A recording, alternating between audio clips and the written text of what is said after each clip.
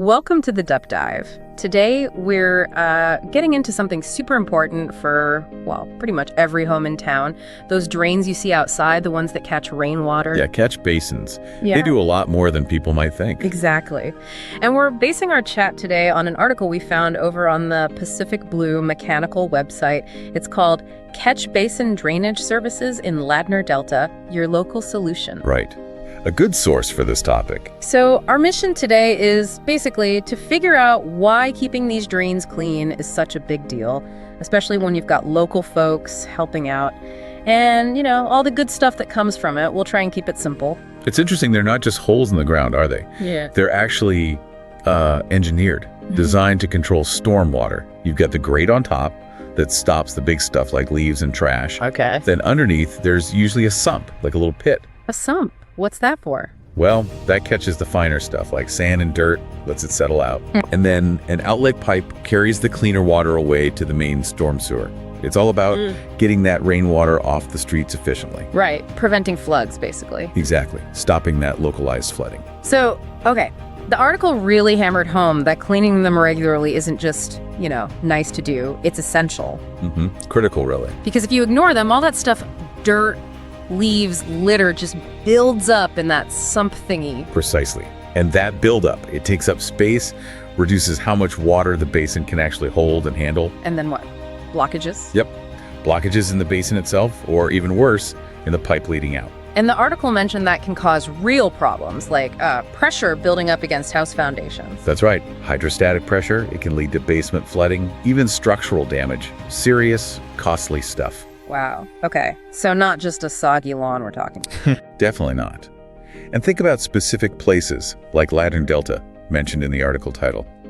Areas like that, maybe low-lying, perhaps with certain types of trees dropping lots of leaves. They face unique challenges. So the type of local environment matters. Big time.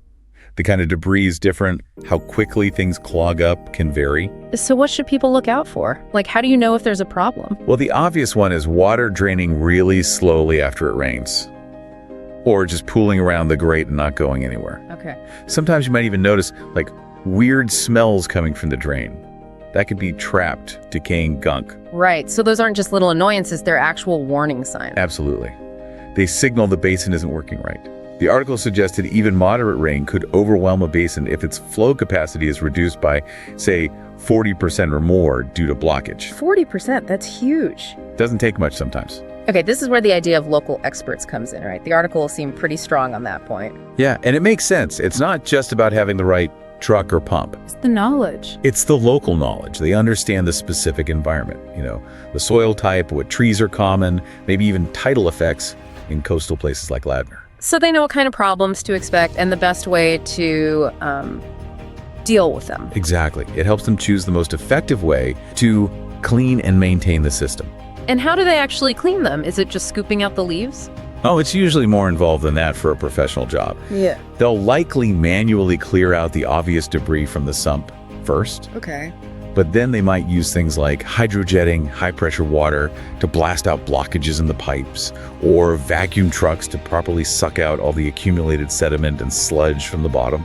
It's a thorough clean. So it's really about making sure the whole system, grate to pipe, is working perfectly. That's the goal.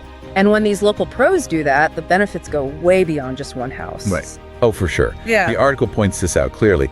You get less flooding on streets, which is safer for everyone, drivers, cyclists, people walking. Makes sense. Plus, you're stopping pollutants, oil, chemicals washed off roads, that organic gunk from getting flushed straight into rivers or the ocean. Ah, so it helps keep the local water cleaner. Hugely important. Cleaner water, healthier fish and wildlife, safer water sources for the community.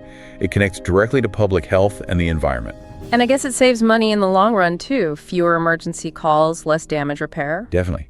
For homeowners and for the local council or municipality, too, proactive maintenance beats expensive emergency fixes any day. It protects infrastructure, helps nature, and just makes the whole community, well, more resilient and healthier. It really shows how taking care of something seemingly small, like a drain, with that local know-how, can have these massive positive effects. Good for your home, good for the water, good for the whole town. It really does. And it kind of leaves you with a thought, doesn't it? If keeping a simple engineered drain clear can make such a profound difference for an entire community's safety, environment, and even its economy, it prompts an important question. What other small, often overlooked everyday actions could generate a powerful, positive ripple effect right where you live?